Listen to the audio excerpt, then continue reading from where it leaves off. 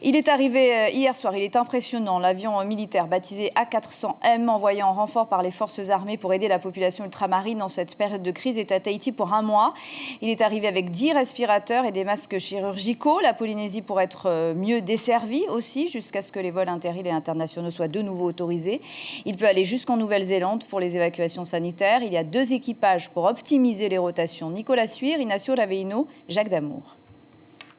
L'A400M est un avion moderne de l'armée française, pouvant transporter 9 fois plus de fret que le CASA et ayant la capacité d'atterrir sur quasiment toutes les îles de la Polynésie française. Il est idéal pour désenclaver les forces militaires, mais aussi pour assurer les évacuations sanitaires et le transport logistique entre les îles de notre territoire. Sa venue est due en grande partie à la demande légitime du commandant des forces armées.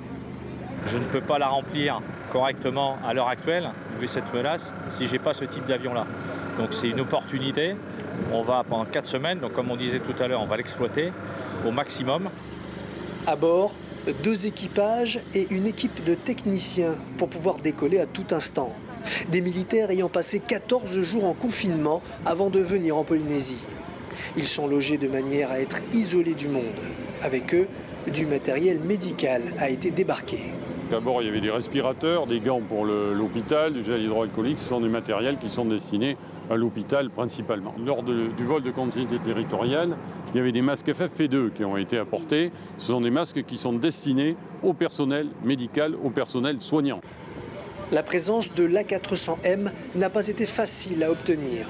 Le commandant supérieur des forces armées se félicite de ce petit exploit.